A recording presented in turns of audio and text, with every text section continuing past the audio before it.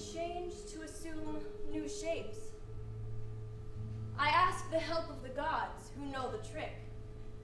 Change me and let me glimpse the secret and speak better than I know how of the world's birthing and the creation of all things. From the first to the very latest.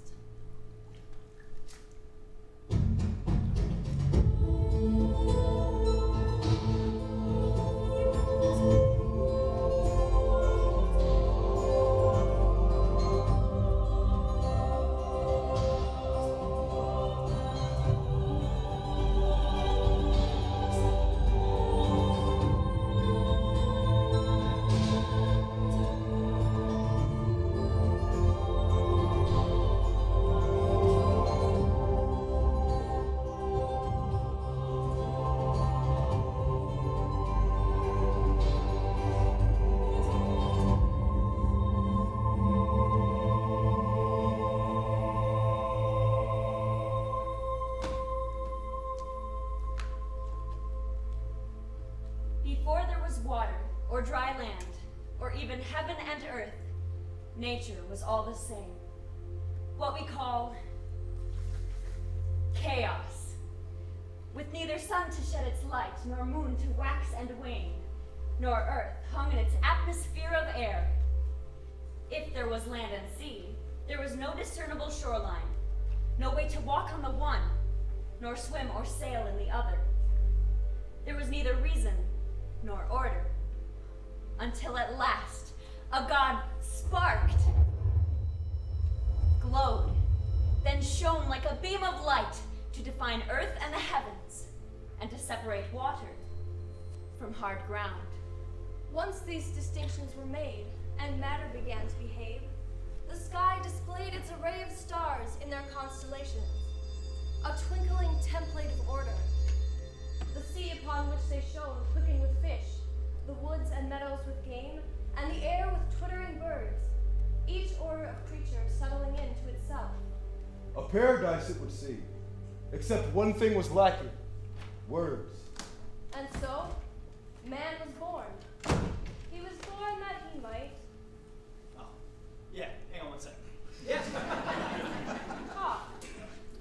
Some say the gods perfected the world, creating of his divine substance the race of humans. While others maintain that we come from the natural order of things.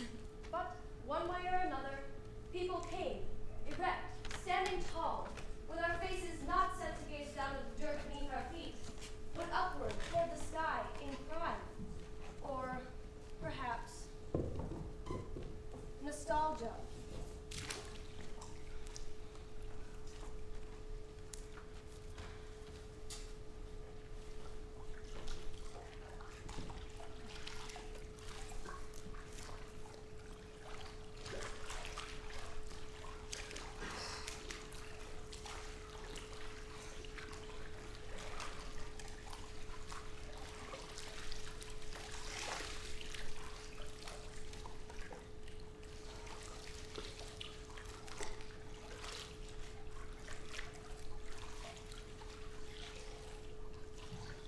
What would you do with all the money in the world?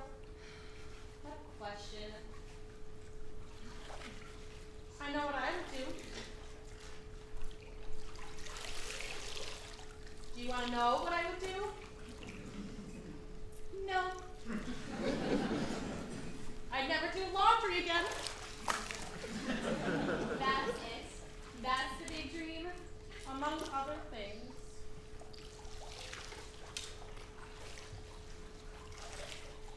Do you want to hear a little story? About rich people? Yes. Always. There was a certain king named Midas. Net worth 100 billion. Now, I'm not a greedy man, but it is an accepted fact, a proven fact, that money is a good thing, a thing to be longed for, a necessary thing. And well, I have a lot of it. No, it wasn't always like this with me. The boats, the houses by the sea, the summer cottages, the winter palaces, The outrageous furnishings, the soft clothes, the food, the...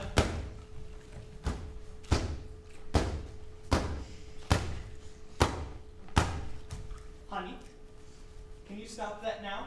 Be still then. Daddy's talking. Excuse me. Well, the outrageous food, the 200-year-old wine. No, it wasn't always like this. I came up from poor and worked hard all my life. Still do, mind you. My father was a minor manufacturer in, well, somewhere. But I was born with a head for business, and it's always been as though everything I touched has turned to gold. Well, not literally, of course. Wouldn't that be something? Turn to profit is what I meant. And anyway,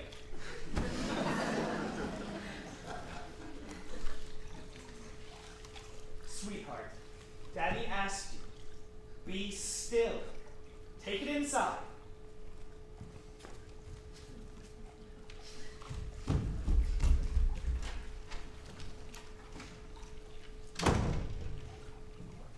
Well, you see this pool?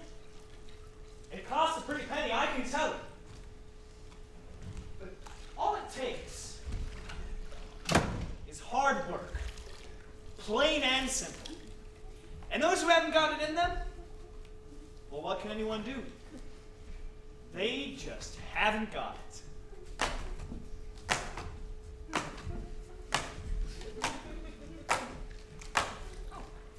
Be still. You were driving me nuts already. But you know, I never forget that I do it all for the, you see, I do it all for the,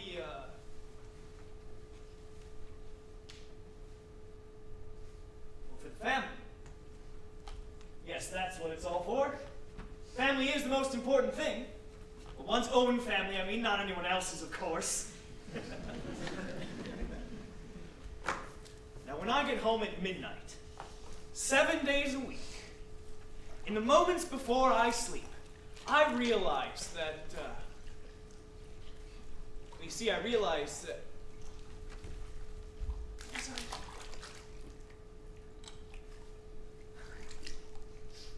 Ah, yes. That family is what matters most. Sir! Yes, what is it? This man's been making trouble in the town. We believe he is a vagrant, sir. Of the worst, most drunken kind. Hey, King! What should we do?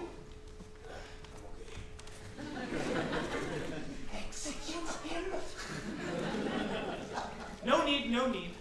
Why, in my day, I have certainly been 3 sheets to the wind. Whoa! Ho, ho, ho. Whoa! 3 sheets to the what? What in the Hades are you talking about, King? I'm all rummed up. Why, even last week at the Feast for Bacchus, I tell you. Let me tell you something. You know what? No, what? Let me tell you. Yes? Let me tell you something. Yes, all right. I've been all over the world. Oh, have you? Yes. I'm lost now. But I've been all over the place. How nice for you. Are you listening? Well, let me tell you that there is a country far beyond this one where, How very fascinating. But if you will excuse me. No. Listen. I strayed from the crowd, and I'm lost now. But there is a country. Asia. Further. Africa. Oh, no, further. Over the ocean. I've been there. Oh? And King, I tell you, it's like a dream. A dream!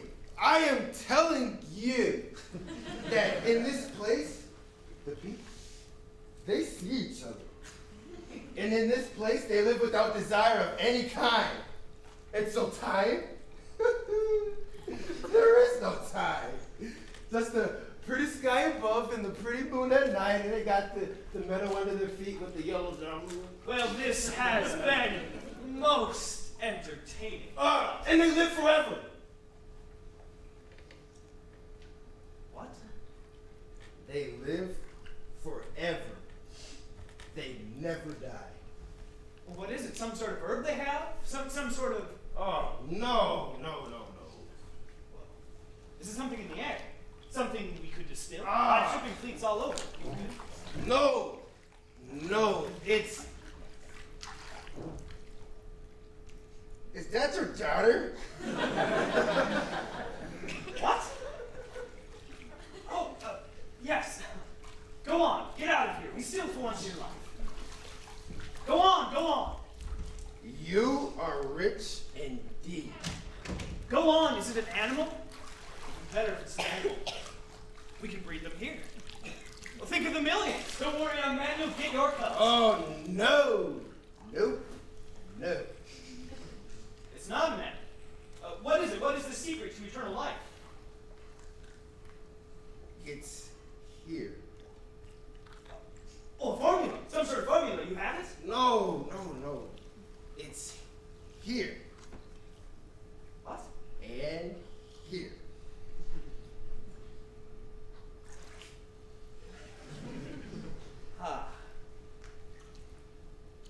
The inner life.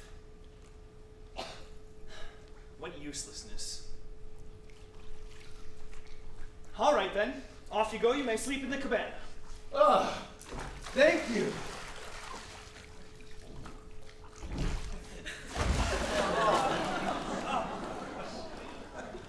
Someone turn him over. Turn him over before he drowns. Got your foot. Well,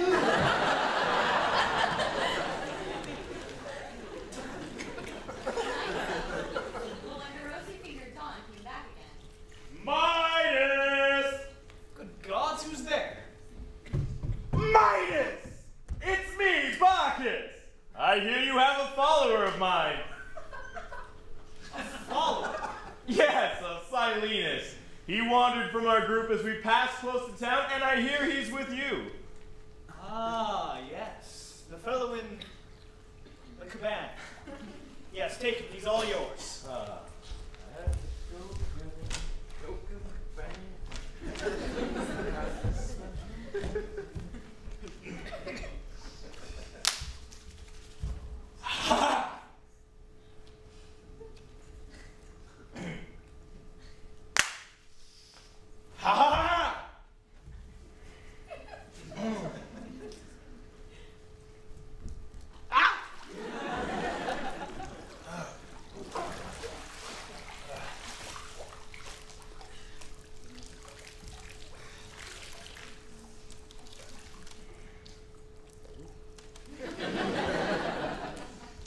Silenus.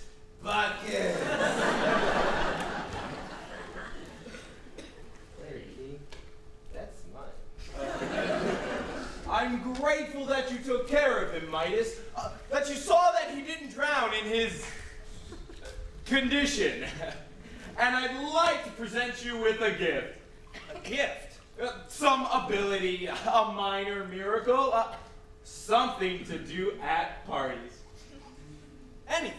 Anything at all. You promise? Oh, yes, of course.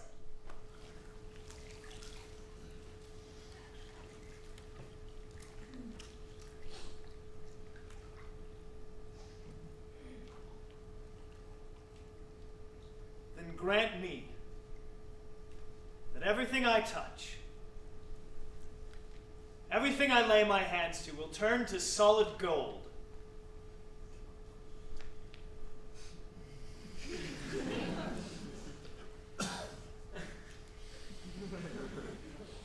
That's a really bad idea. What do you mean it's a bad idea? It's a brilliant idea. Think about it, Midas. No, you think about it. You gave your word, we had a deal, now follow through. All right.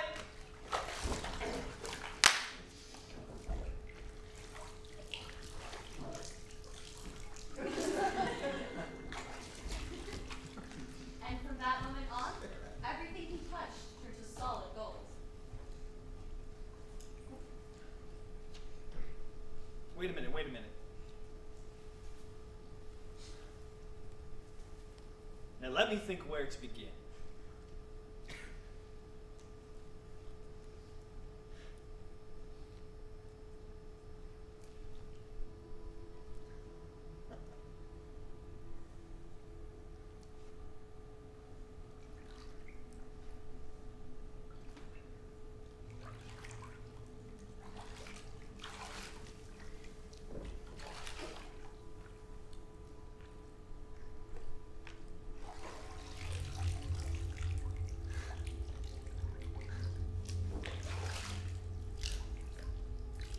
He went up walking, and with every step, the gravel under his feet turned to golden nuggets. Delighted, he put his hand to the branches of trees and the flowers, and he had gold branches and flowers. All day long he experimented, almost insane with happiness, that the whole of the world could become his personal treasure. Late that night, he stumbled back into the courtyard, laden with precious gold.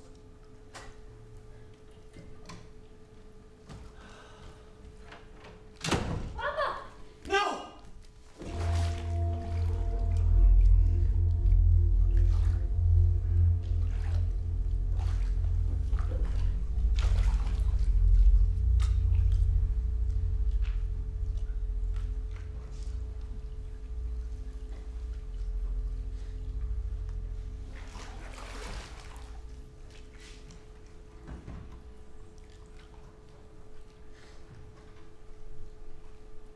Take it away. Bacchus! Take it away! I can't. Yes, you can. You must take it away now. I'm sorry. No, take it away now! There is one way, Midas. What? What is it? Walk as far as the ends of the earth. Look for a pool of water that reflects the stars at night. Wash your hands in it, and there is a chance that everything will be restored.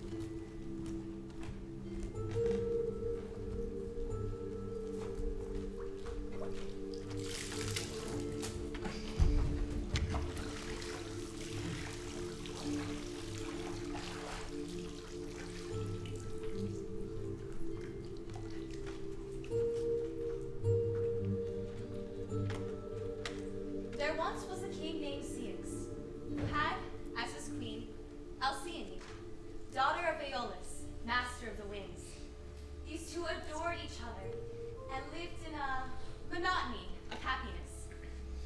But Nothing in this world is safe. It isn't true. It is. One day, Alcyone had heard that Ceyx had ordered his ship to be made ready for a far-off sea voyage to visit an oracle.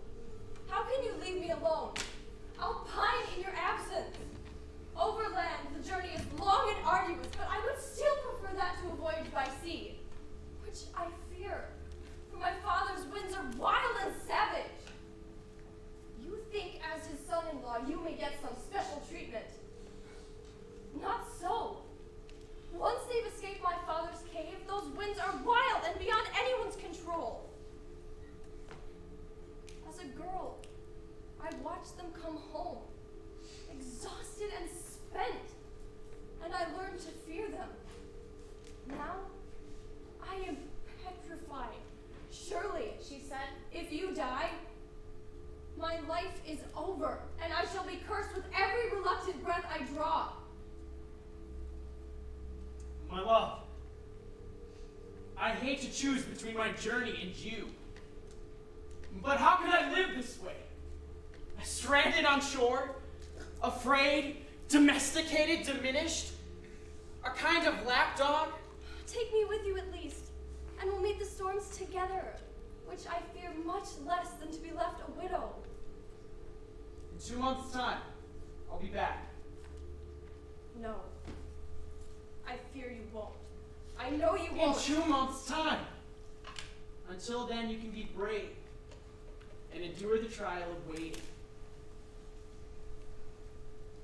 She was hardly consoled, but she saw that she could hold out no longer in the face of his resolve. She allowed herself to be soothed and consented to his going. There were no more details left to be checked, no last-minute changes to make, and the men, arranged on their benches, were ready to row and go. He boarded and gave the sign, and then he turned to wave at her. She waved at him as the ribbon of black water widened between ship and shore. She gazed at him until he was no longer distinguishable. But still, she could see the ship, and she narrowed her eyes to the horizon and watched as it receded to a smaller and smaller object. And then, the whole hull was gone, and only the sails remained.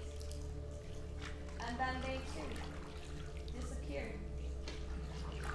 She gazed still at the empty and desolate blue, and then went to her empty bedroom to lie on the huge and vacant bed and give herself over to weeping.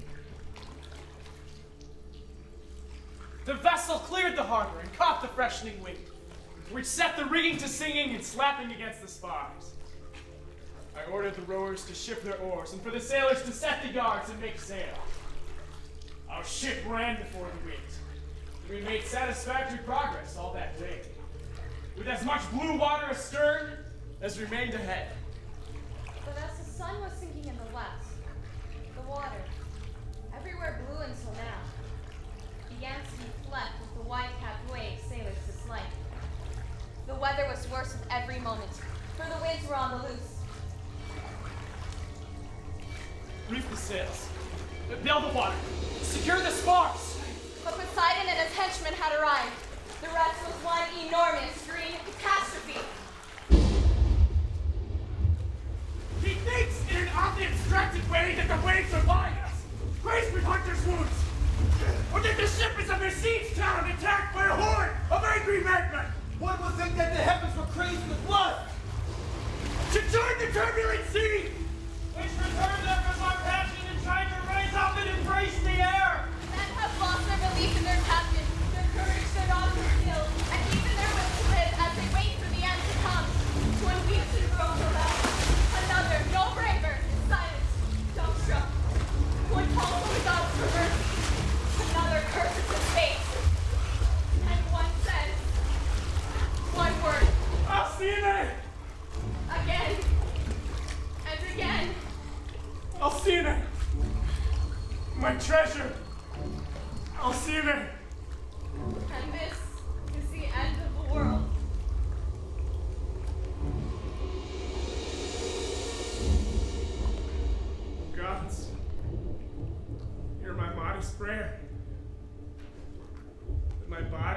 wash ashore at her feet, where she may with gentle hands prepare to be buried. Nothing left. A slow parade led by Hermes to the underworld.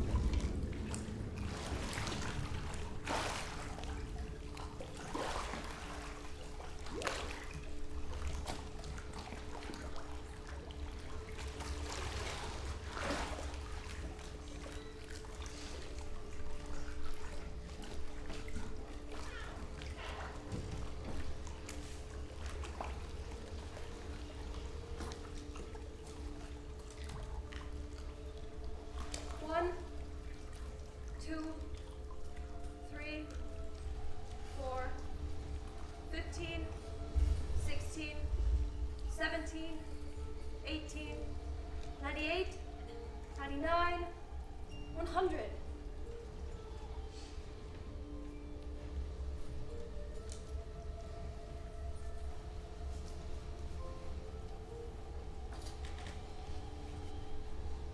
One, 2, 3, 4, 15, 16, 17, 18, 98, 99, 100.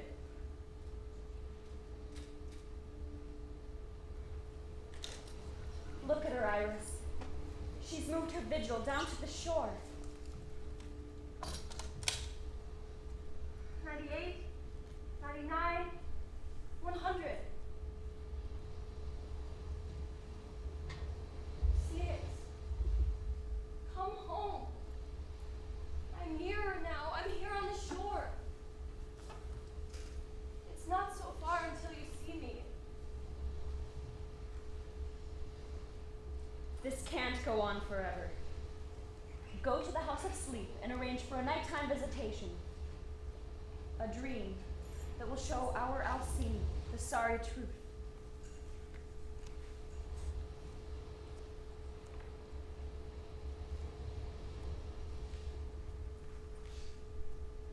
Far off, in remotest Campania, beyond where the Cimmerians live in their gloomy caves, is a deeper and even darker grotto, the home of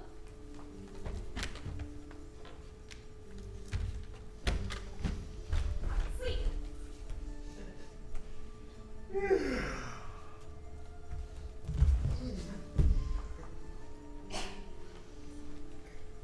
In this place, the sun never can, even at midday, penetrate with the faintest beams. In that cloudy twilight, no rooster dares to stir the silence with his rude crowing. No dog or nervous goose gives voice to challenge the passing stranger. Not even branches sigh in occasional passing breezes, but an almost total silence fills the air.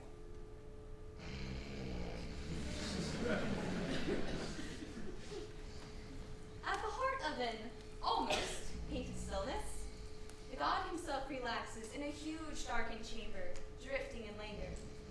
Around him, the fragments of illustrated dreams hover over the floor in grand profusion, like leaves the trees have let go to float through the currents of air and fall in their gorgeous billows below. Hello? Into the strange and breathless place, Iris the Rainbow intrudes. Oh, somnolent one. Somnolent one, wake up.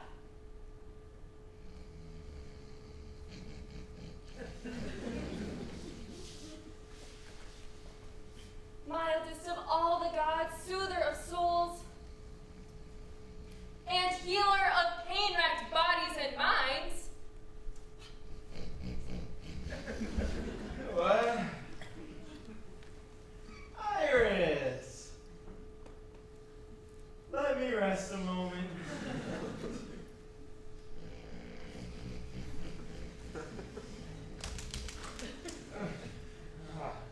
Iris,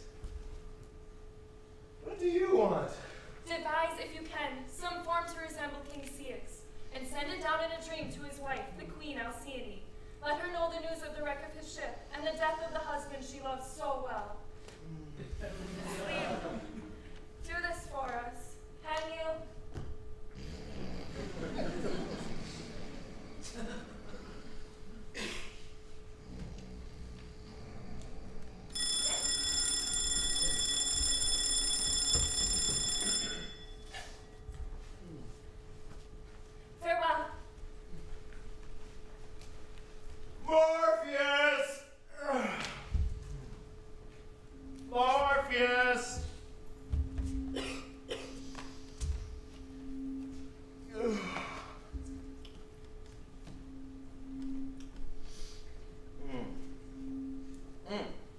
come and change your shape to that of King Ceyx. Go to his wife and tell her. Tell her he is dead.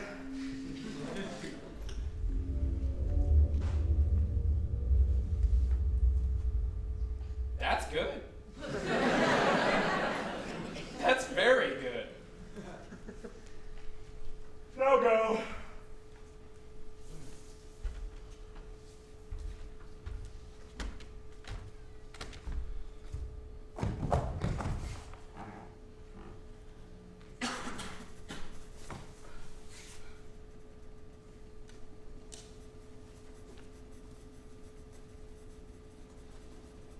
Sir, you seem like a seafaring man. Can you tell me? Where is my husband, Ceyx? Have you seen him on the sea? When is he coming home? His ship is strong and unmistakable. Have you seen him?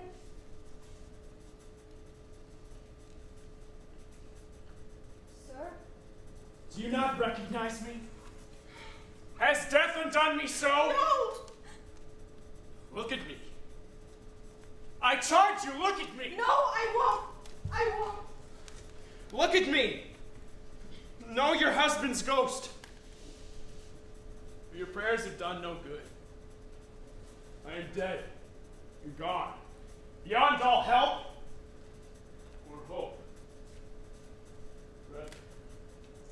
Go away!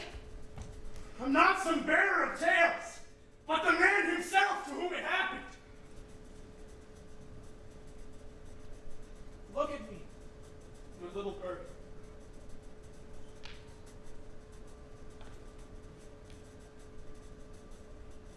I told you. I knew it would happen, and I begged you not to go.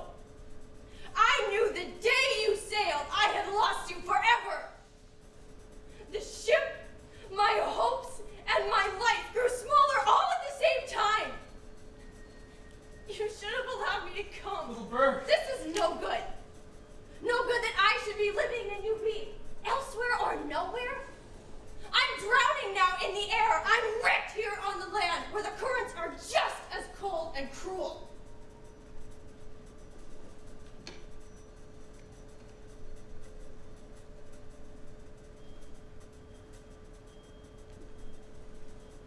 Get up from your bed. Put on your mourning clothes. Wait. Come back. Where are you going? Wait, and I'll be with you as wives are supposed to go with their husbands. Lucina! Lucina! Ceyx! Come back! Where are you? Come back! He was here! Where is he? Where is he?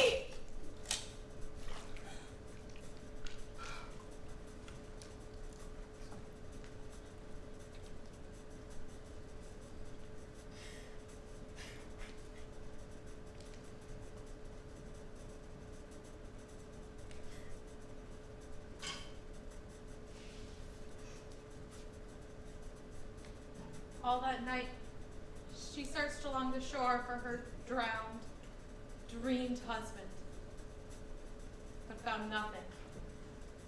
Not even footprints. Just wave after wave of black water.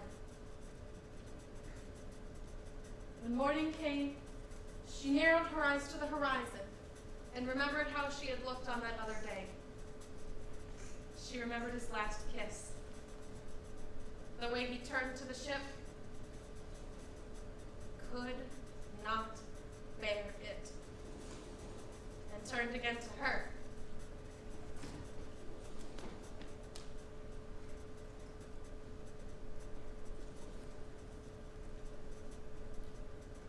What is that out there?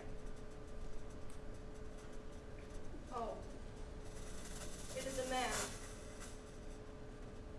Alas, poor sailor, for your wife and... The gods are not altogether unkind. Some pray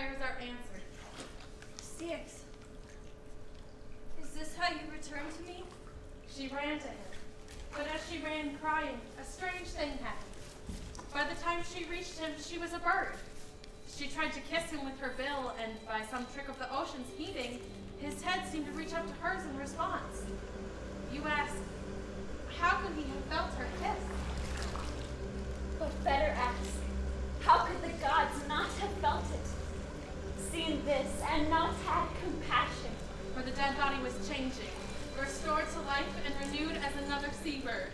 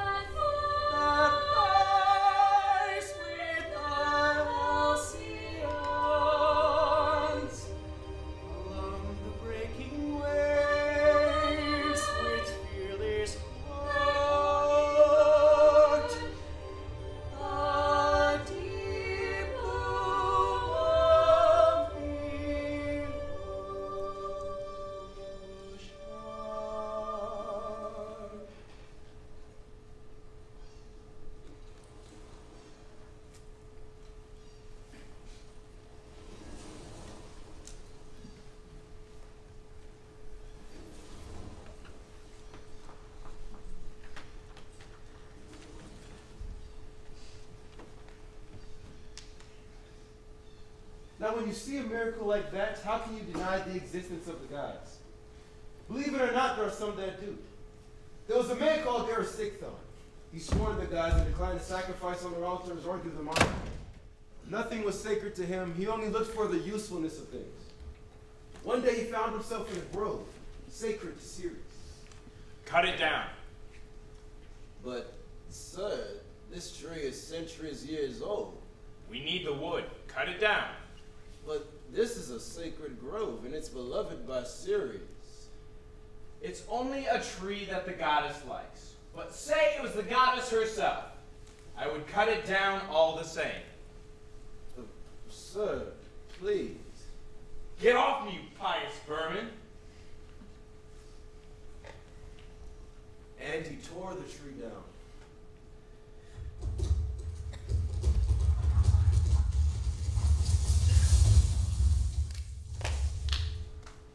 Sir, who's that? I am the tree itself speaking. My pangs of death are eased by one thing. And what might that be? That you will never get away with this. Oh, now I'm really frightened.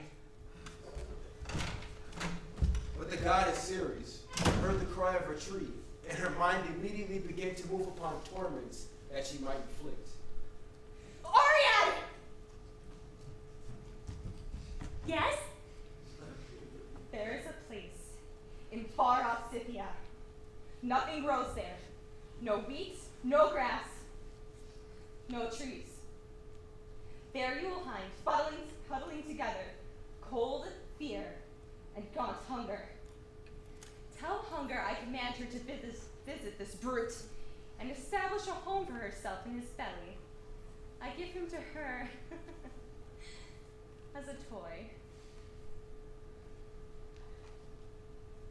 I will. I would go myself, but it is forbidden for hunger and me ever to meet.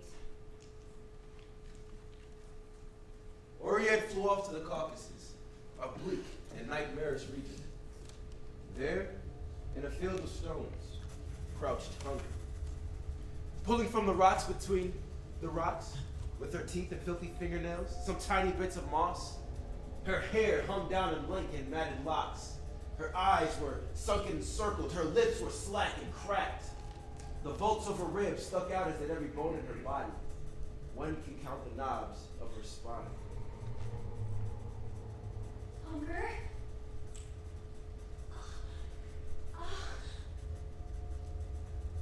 Hunger?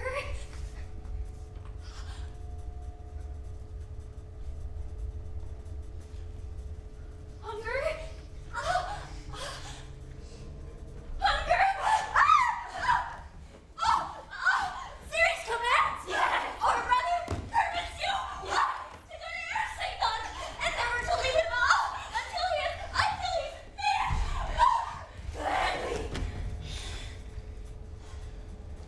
Hunger crawled through the air to the house of the victor. As she flew overhead, fields withered and men starved. The birds scattered from her path, too weak to fly.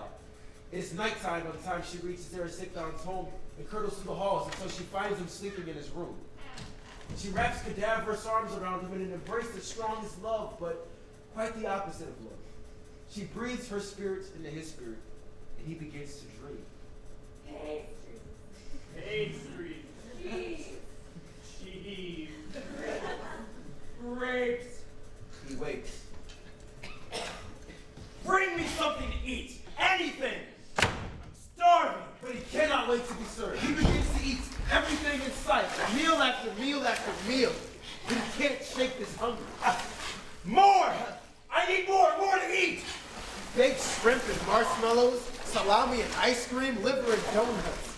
Everything in every possible combination. Even as he eats, he is complaining of his hunger and complaining of her menu. As the ocean ingests the waters from the rivers of the world, but still is never filled, and remains thirsty and fills with more and more forever. So he calls out for more. It isn't enough! It isn't enough! His gorging empties the larders, the storerooms, the warehouses and barns of the city. His hunger is unabated. What is left to suck? Mother! My son? Come with me! Now, this part is true, but you may not believe it. His hunger led him to sell his poor and darling mother. She doesn't look so strong. She is. We've had her forever. I can't give you much. Just whatever. Just give it to me. All right then.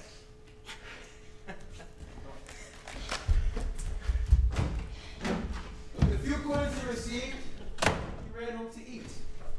Riding in a boat behind her new master, Ersekton's mother leaned over the hull and prayed to someone she once knew. Poseidon, if you remember me, come and save me now. From the briny deep, Poseidon heard her prayer, pulled her into the water, and changed her back into the little girl who used to play along the shore. The salty water licked the years away until she emerged. The one who used to play on the shores, a childhood, and shout as she ran among the waves. This is the kind of praise that the gods adore, and do not forget.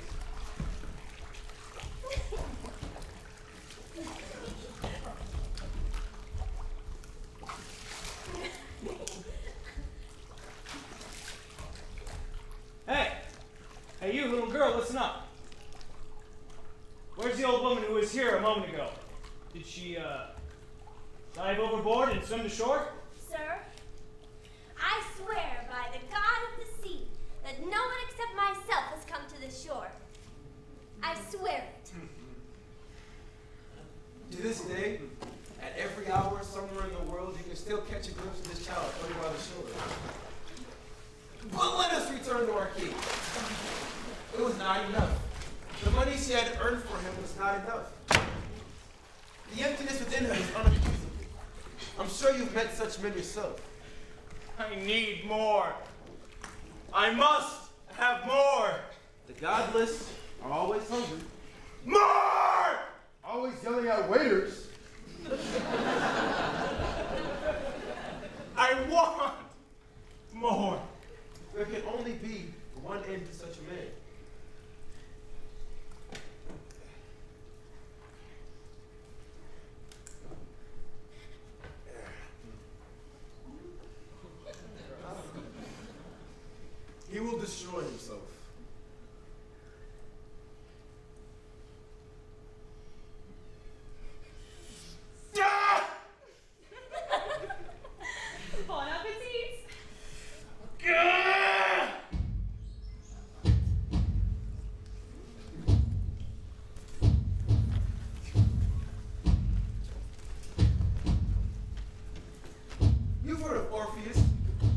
musician of all time and his bride Eurydice, his was the unluckiest of wedding days.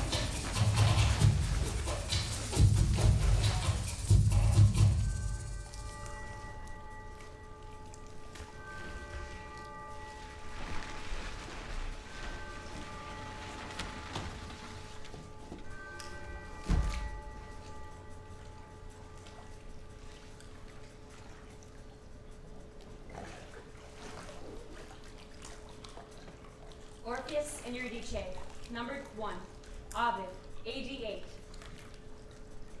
Orpheus, the widower bridegroom, mourned her in the upper world, but his grief was limitless, inconsolable, desperate.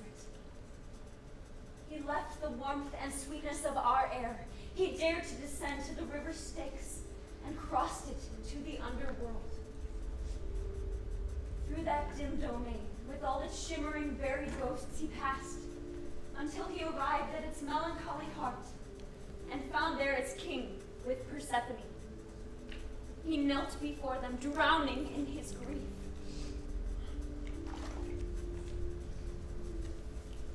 I don't know what kind of power love has down here,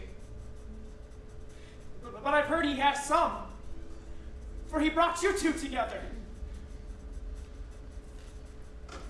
If that is true, the passion moved you once, then listen to me. I've tried to master this grief, and I can't. I know we all come here in the end. My bride, Eurydice, will soon enough be your citizen in the ripeness of her years. I'm asking for a loan, not a gift. If you deny me, one thing is certain. I want you to keep me here as well.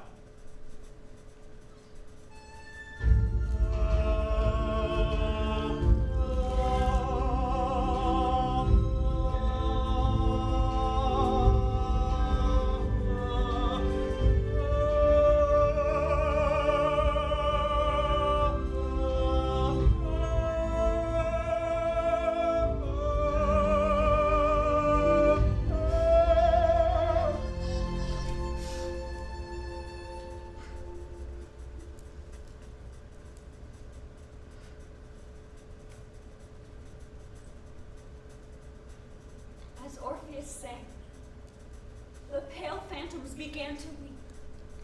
Tantalus was no longer thirsty, and Sisyphus sat on his rock to listen.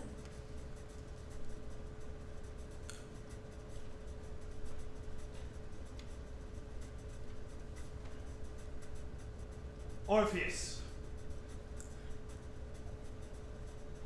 Eurydice, your song has moved us, Orpheus, and you may have her on one condition. As you ascend and leave this place, she will not walk beside you, but she will be following. You must not, until you pass our gates, turn to look at her. If you look at her before you reach the sunlight, she is ours forever. I understand. Hermes will accompany you. Remember, hesitation or doubt, and our gift must be returned. A simple enough condition.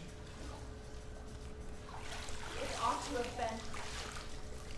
The singer led the way, ascending the sloping path through the murk.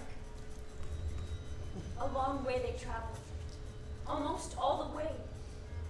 But you know what happened? Concerned for her, or not quite believing that it wasn't a cruel delusion, a dream, or a mirage, he turned. Farewell.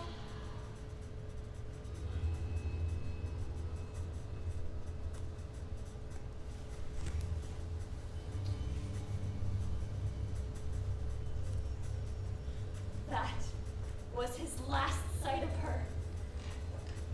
But he saw it again and again. Farewell.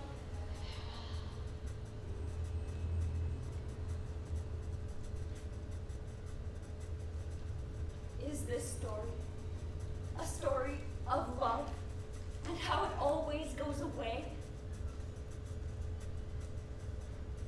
Farewell.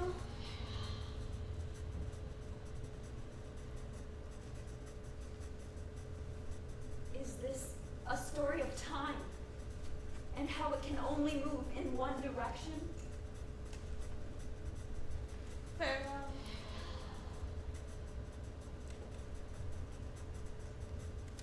Is this story a story of an artist and the loss that comes from a sudden self-consciousness or impatience?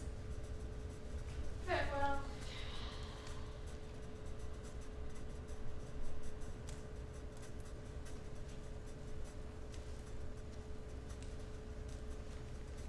Orpheus and Eurydice, number 2, Rainer Maria Rilke, AD 1908. He said to himself, they have to be behind him. He said it aloud. And heard it fade away.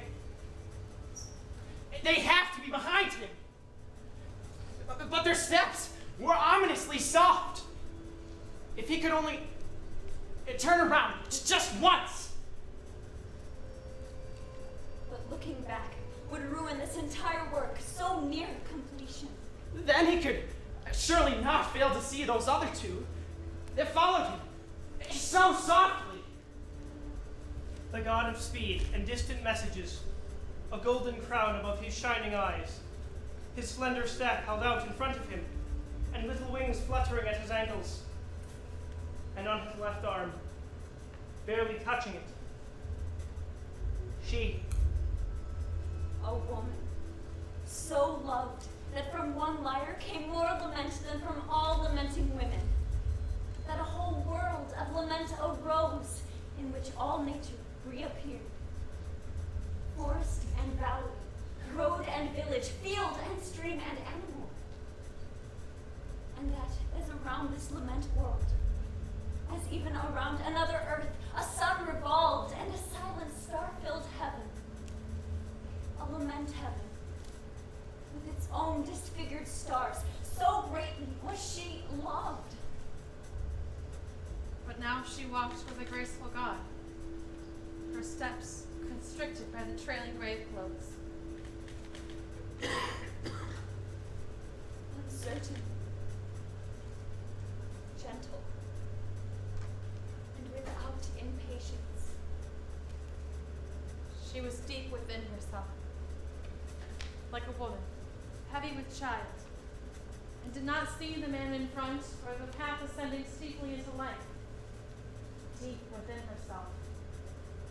Being dead fills her beyond fulfillment.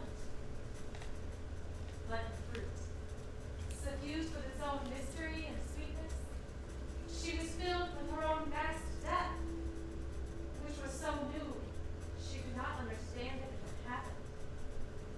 She had come into a new virginity and was untouchable. Her sex had closed like a young flower in nightfall, and her hand had grown so unused to things that the god's infinitely gentle touch of guidance hurt her, like an undesired kiss. She was no longer that woman with brown eyes who once had echoed through the poet's songs, and that man's property no longer. She was already loosened, like long hair, poured out, like fallen rain, shared, like a lidless supply. And when, abruptly, the god put out his hands to stop her, saying with sorrow in his voice, He has turned around. she could not understand.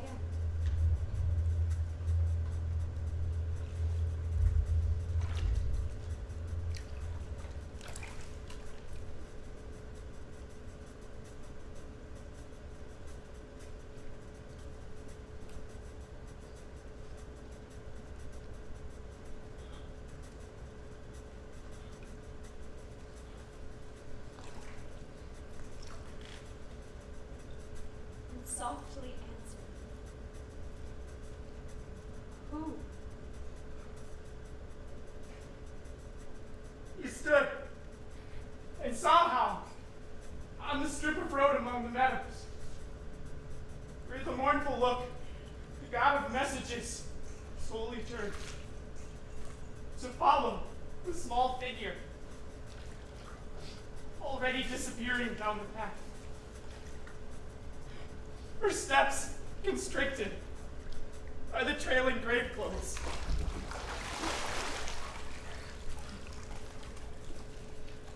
Uncertain, gentle, and without impatience.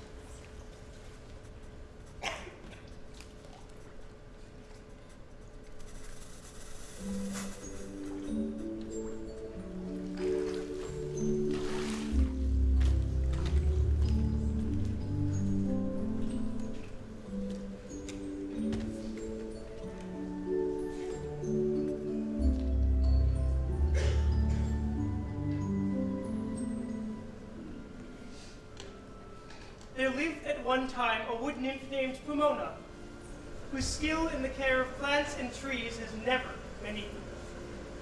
She hardly noticed the rivers and forests, but loved the fields and orchards. These were her passion, her life. She did not disdain Aphrodite so much as ignore her. She kept aloof from any suitor. There was, however, one suitor, the god of springtime, Vertumnus. He was in love with her more than all the rest. He adored her. In the manner of the Shire gods, he used to disguise himself. Would put on the clothes of a farmhand, wear a straw hat and working man's shirt, and stick haystacks behind his ears to look like some storybook yokel.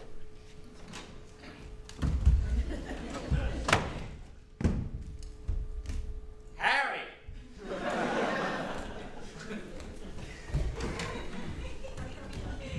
When that produced nothing, he thought he might hold in his hands a pruner, to look like a field hand who tends the grapes in their arbors.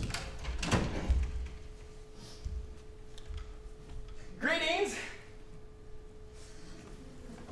After the complete failure of that, he came with a ladder, to seem as though he were bound for some nearby orchard to gather apples.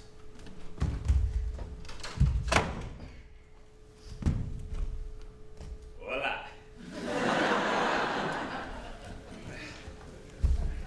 Another time, he put on a wig and set himself up as a soldier romantically returned from foreign wars.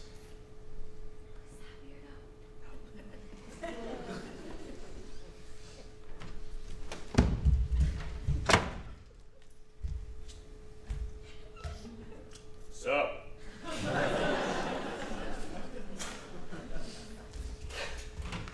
Again, he set himself up as an ordinary fisherman, fishing in her path on the chance that she might pass by.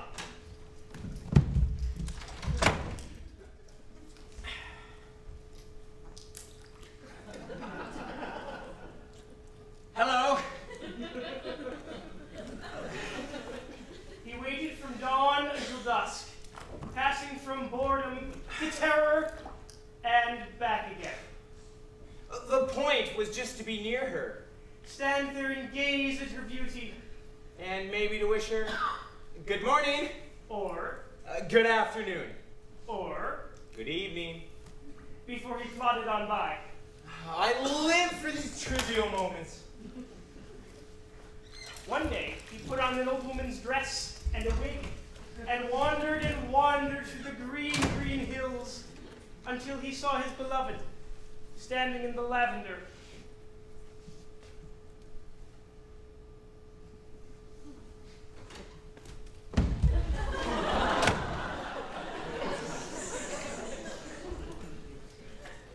Lovely, truly lovely. But you miss a lovelier still. Just look at that, would you, and think how that tree and vine complement each other, complete each other. Separate they aren't much, but together they're splendid. There's a lesson in that, my dear, one that you might consider. The way you've been keeping to yourself is no good. It's a sad violation of nature, as well as a waste. A lover is what you need to make you complete as a woman. You'd have many choices, I think, as many as Helen. But there is one in particular that I'd recommend. Vertumnus. I know him as well as I know myself. And I warrant, I guarantee, that his eyes are for you alone. Consider that he's young, attractive, healthy, and strong. Your tastes, too, are the same, for he likes trees and gardens almost as much as you. Besides, he's fun and takes on various disguises. It's a game he likes to play. Believe me, you may take these words that I speak as if they were coming from his own mouth. None of this was working. Listen, aren't you afraid of offending Aphrodite? Don't you know the story? What story? Oh, the story of Cinyras, his daughter Mira, and Aphrodite. No. And he began to tell her. Part 1. The mistake.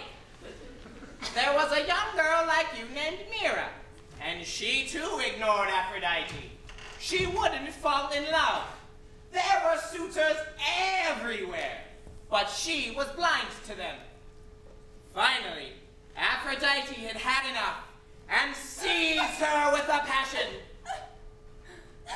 So? It was a passion for her father. That isn't true. It is. You can shut yourself in a room. Bolt the door. Love will come through the window.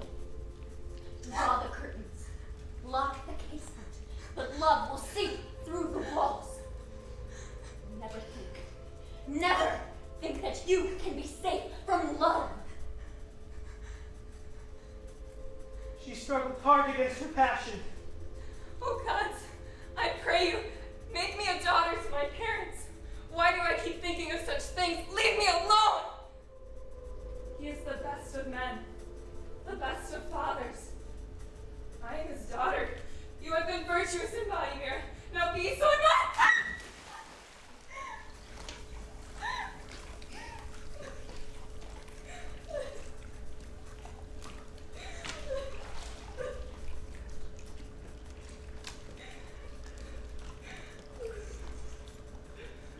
Mira, Father, Why are you crying? it's nothing. Nothing. Why should a girl like you be so sad? There are suitors at our door every day, yet you keep refusing them and weeping into the corners of the house. Is there someone special you're hiding?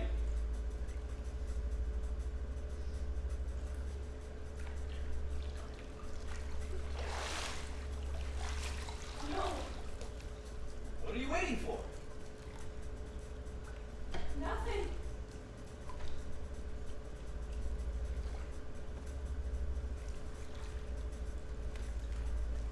None of them pleases you.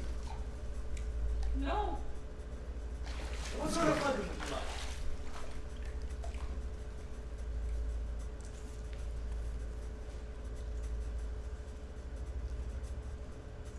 One like you. May you always be such a good, sweet girl.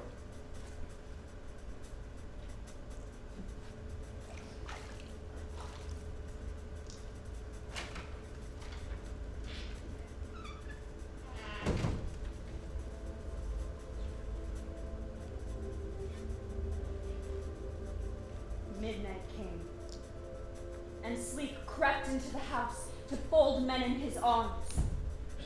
But Mira could not sleep. She tossed all night long, caught between her shame and her curse. Like a tree once wounded by a woodman's axe, that first leans one way in the wind, then another, hesitates, but always falls. Part 2. The solution.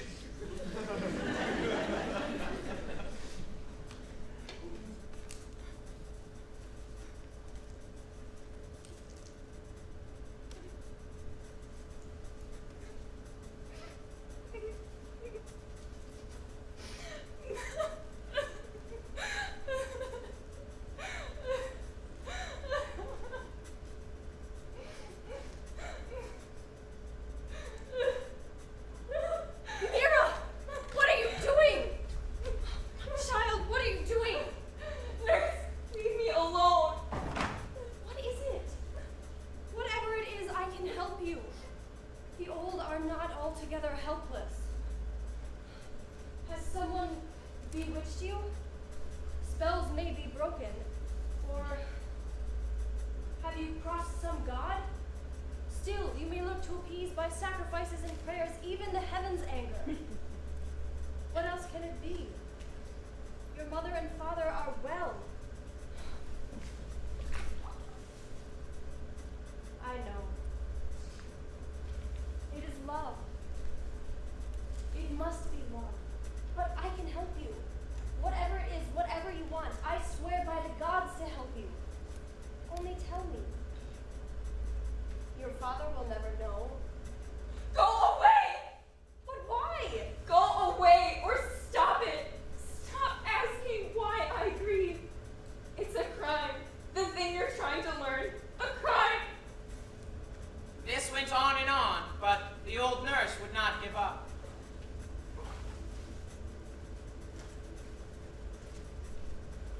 Oh, mother, mother, happy of your husband. What does your mother have to do with... Oh, child. Whisper in my ear and tell me I am wrong.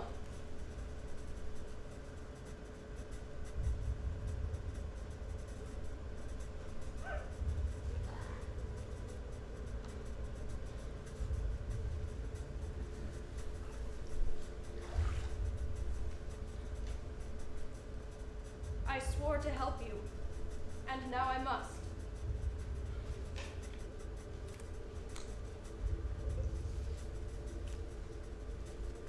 Tomorrow, your mother leaves for the Feast of Ceres. She'll be gone 9 days.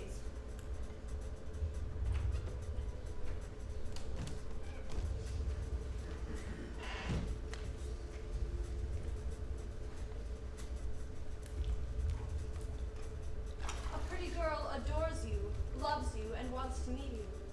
Can she? She's attractive? Yes, and young. How young? Your daughter's age.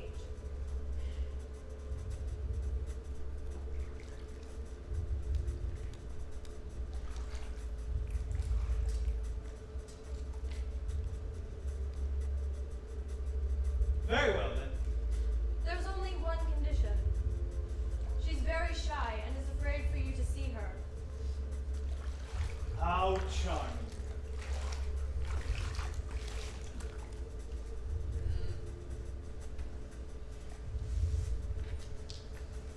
Part 3. The corridor.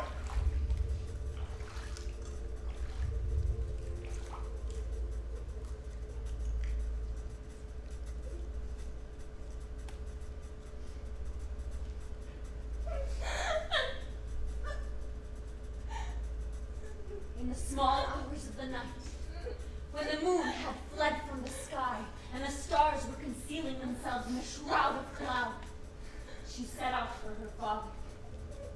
The hall is apparently endless, but then, too soon, she arrives at the door. She is here. Part 4. Unnameable.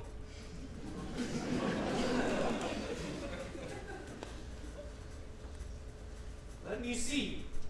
No. I want to see you. No. Let me see you. No.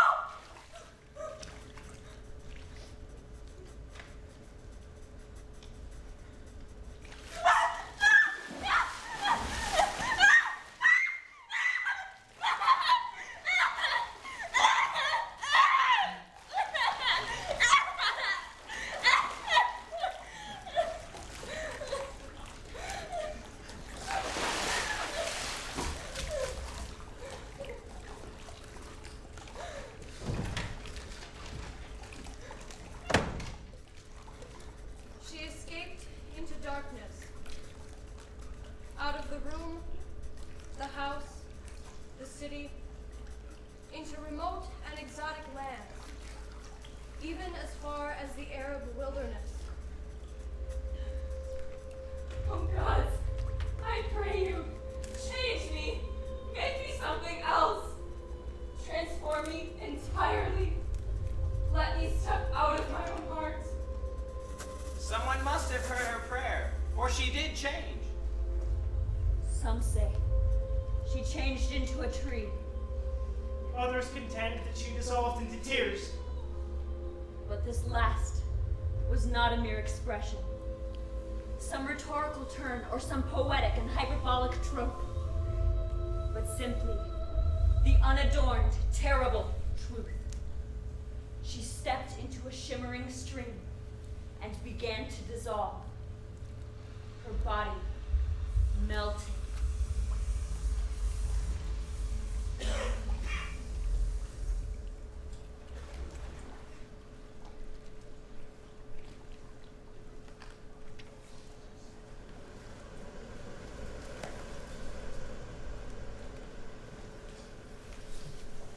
And then she was gone.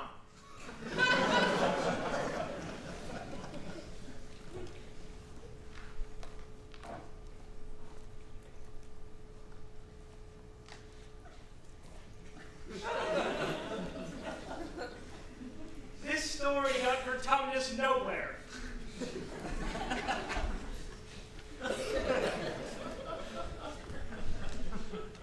Why are you wearing that ridiculous wig? I don't know. Take it off.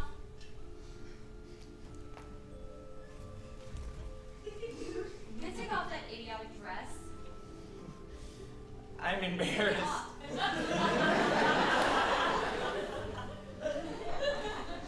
When at last the god revealed himself just as he was, much to his surprise, he had no need of words, for little Pomona was happy with what she saw, unadorned and undisguised. Soon enough, the vine was clinging to the tree.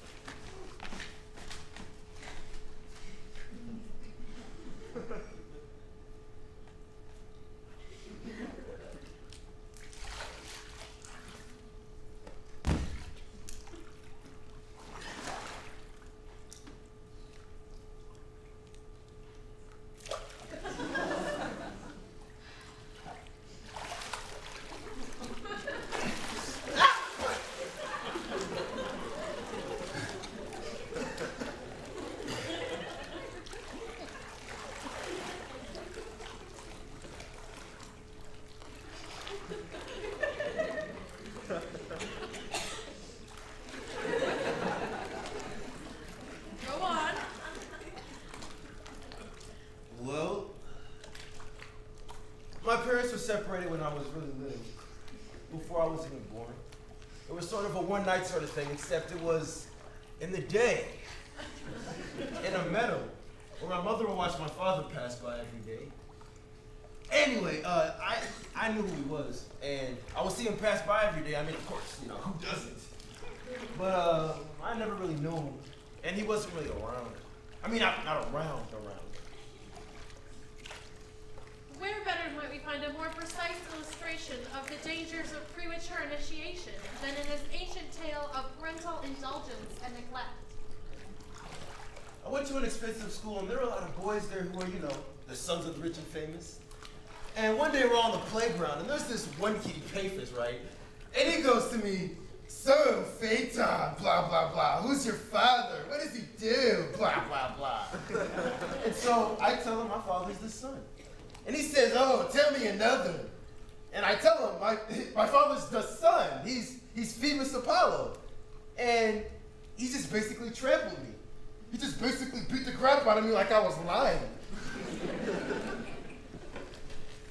Neither his own opinion of himself, nor the regard for him, or lack of it, in his peers, obviates the father's primitive role as initiating priest for the younger being.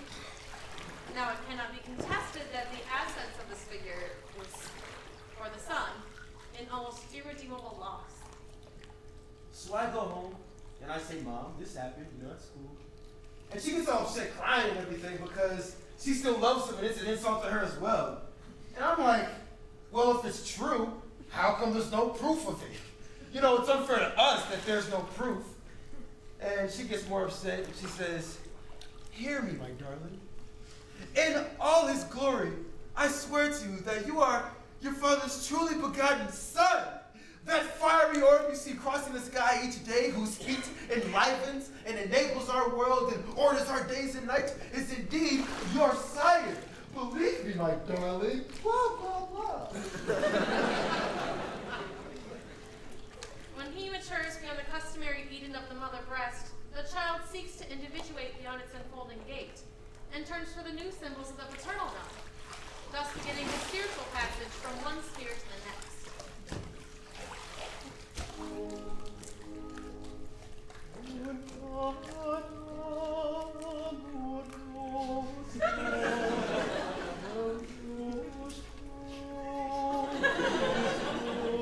So, my mother tells me to go to the valley where my father goes to work every morning to set things straight. So, you know, you right by me. So I set out, and it's hot, and it's dusty, and it's a long way across Ethiopia. And I hitch part of the time, and part of the time I walk. And finally I get there, and the hill is steep. But this passage is never easy. At the door of my dad's secretaries, the days, the hours, and the century. But they recognize me, and they say, go on in. And there he is, all shining and golden, and he's so bright, I can't even look at him. And you know what he says to me? He says, my son, you are welcome. My son, you are welcome. Speak, Phaeton, to your father. Speak, Phaeton, to your father. You know, I cannot even tell you what this was to me, so I tell him everything. You know, I just spill out my guts. And he listens and he says, let me grant you a favor. Let me grant you a favor. Anything you ask shall be yours.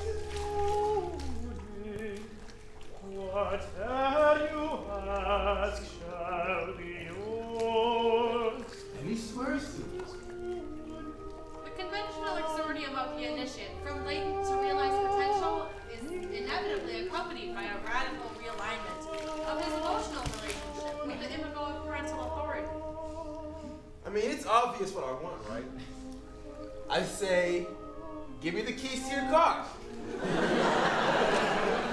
And immediately, he starts backpedaling talking about how it's his job. It's my job. And how no one else can do it. You cannot do it. And that up in the sky there are the lion, the bull, and the scorpion. That is a large, great scorpion. Forgive me. And I say, give me the keys to your car. I want to drive it across the sky today. It's my turn. You promised. I want to light the world. The father, or his substitute, must be assured before transferring the symbols of adult vocation that the son is no longer operating under infantile complexes that might dangerously redirect his new tasks due to the unconscious promptings of self-aggrandizement, personal preference, or even resentment. You know, where have you been all my life, Dad? Hand it over. So, he hands over the reins, but he won't stop giving advice, you know, like, don't fly too high. Fly too high. Nor too low, stay in the tracks, go slantwise. Oh, slantwise. On and on, but I didn't listen. Myths are the earliest forms of science. And it was over before it began. It was chaos, okay? As if nobody was driving, you know, my knees were weak. I was blind from all the light. I set the earth on fire. and I fell. And it just destroyed me. I was just completely and utterly destroyed. O-V-E-R, over.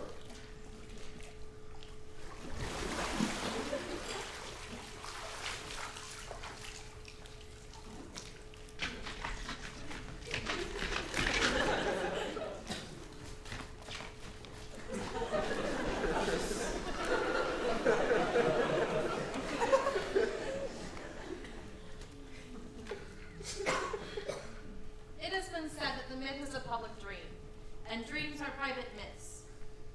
Unfortunately, we give our mythic side scant attention these days.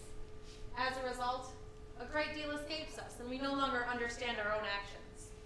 Therefore, it remains important and salutary that we speak not only of the rational and the easily understood, but also of the enigmatic things, the irrational and the ambiguous, to speak both privately and publicly.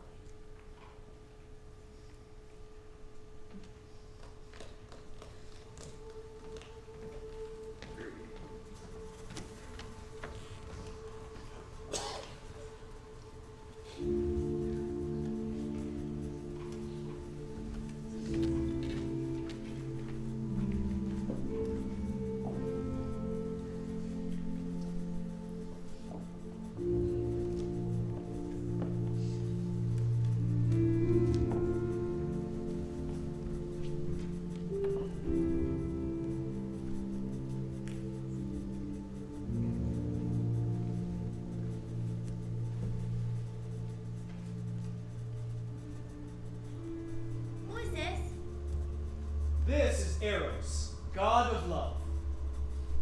Why does he have wings? So he can move quickly from body to body. Why is he blind? Well, he's always pictured blind, but he really isn't. Because in love we're so ignorant and so compulsive? So there's that. What else? He's pictured blind to show how he takes away our ordinary vision. Our mistaken vision that depends on the appearance of things. Who's this coming out the door? Her name is Psyche. Psyche? Her name is Psyche. Yes. What's she doing here? She's married to the god, but she's never seen him. Why is that? He forbids it. Well, how did they meet? Psyche was so beautiful that the goddess Aphrodite hated her She sent her son to punish her, but he fell in love instead. Does she know that he's a god? No. She suspects that he's a monster. Why does she suspect he's a monster? Because her jealous sisters told her so. And she listened to them? Unfortunately, yes. So, now she's coming to see him as he sleeps? Yes. To make certain? Yes. With her eyes? Yes. She's very young. It happens all the time. She doesn't trust what she's felt herself? Not with the radical trust we need.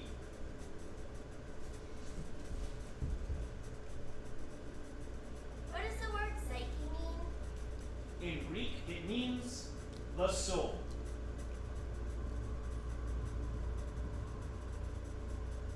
What happens next? Wax from the candle falls onto Eros.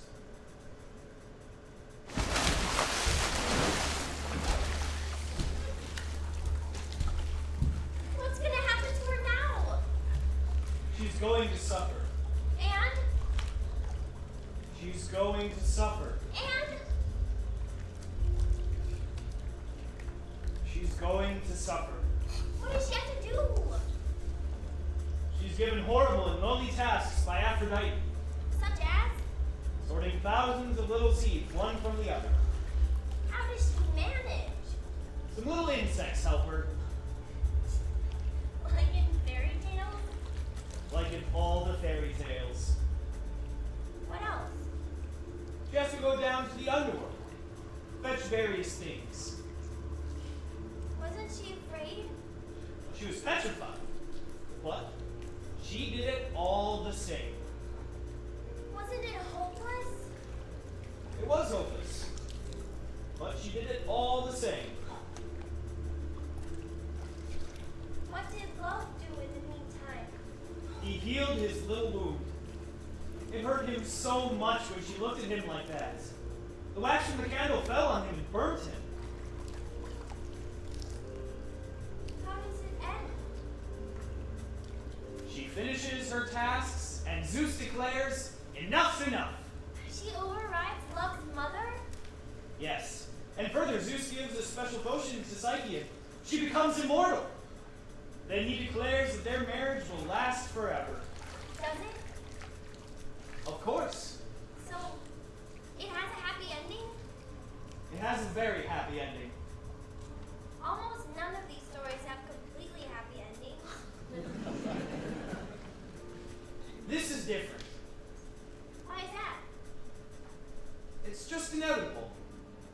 The soul wanders in the dark until it finds love. And so wherever love goes, there we find our soul. It always happens? If we're lucky. And if we let ourselves be blind. Instead of watching out? Instead of always watching out.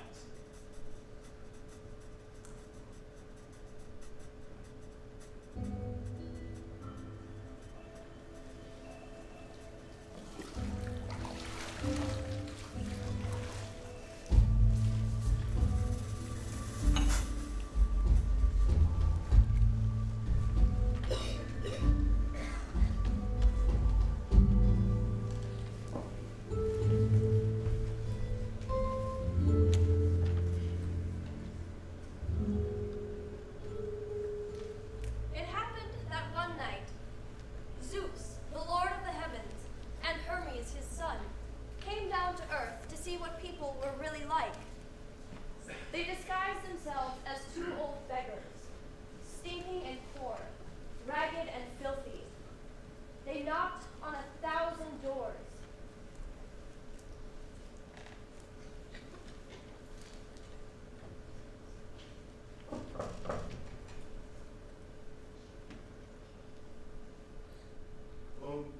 Hello. We are strangers, and we were wondering if you had any. Get out! Get out of here! I work hard for my money.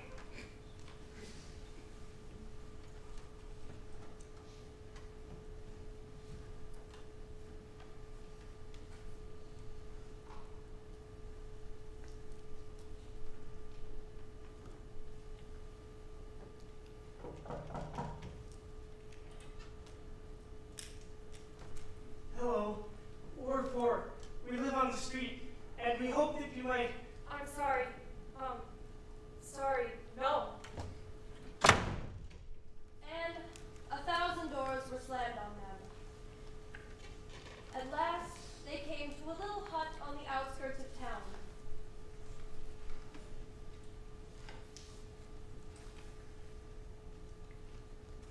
Why bother knocking here? We've knocked on the houses of all kinds, the homes of people with plenty to spare. Whoever lives here obviously has nothing. Well, we came all this way. Let's give it a try all the same.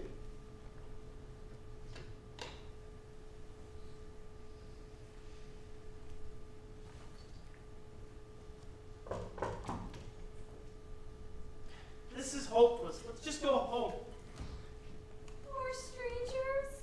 Philemon, there against our door. Hello, we are strangers to this part, and we were wondering if... Bosses, why are you standing there? We must bring our guests inside. Do you know us? Yes. You do? Of course. Then who are we? Why, you are children of God. Come in, come in.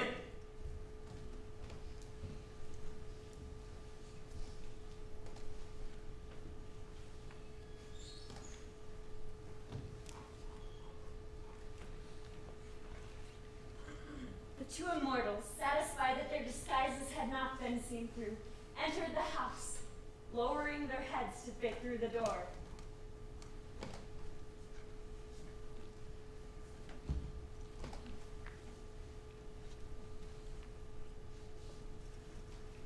Don't sit on the floor. Sit on chairs. As quality people do. Philemon ran to get another chair. Bosses fetched 2 pieces of cloth to pad them so that the strangers might rest easy. She stirred the coals in the hearth and fanned the flames to cook them a meal. Philemon set out the embroidered cloth they saved for feast days. Baucis noticed that one of the legs of the chair was short, so she propped it up with a pot. Bosses set out a plate of olives, green ones and black, and a saucer of cherry plums. And then there was cabbage and roasted eggs. For dessert, there were nuts, figs, dates, and plums, and a basket of ripe apples. Remember how apples smell? At last, with a show of modest pride, they brought out a bit of honeycomb for sweetness. Philemon poured wine from a bottle, but as he filled the glasses of the guests, he noticed that the bottle remained full. And then they knew. Oh, mercy! Mercy! You are divine, and we have served you such a simple meal. Bosses, go and kill the goose. Let it live. We are gods and we thank you. You've done enough, more than your nasty neighbors thought to. Suddenly, everything was changing. The poor house, their simple cottage, was becoming grander and grander, a glittering marble columned temple. The straw and reeds of the thatched roof metamorphosed into gold, and gates with elaborate carvings sprung up as ground gave way to marble paving stones. Old man, old woman, ask of us what you will. We shall grant whatever request you make of us.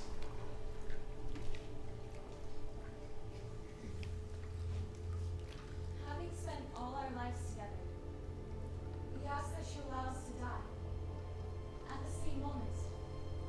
I would hate to have to see my wife's grave, or have her mourn at mine. The gods granted their wish. Arriving at a very old age together, the two stood at what had been their modest doorway, that now was a grandiose facade. And Baucis noticed that her husband was beginning to put forth leaves, and that she too was producing leaves and bark. They were turning into trees. They stood there, held each other, and called out before the bark closed over their mouths. Farewell. Walking down the street at night, when you're all alone,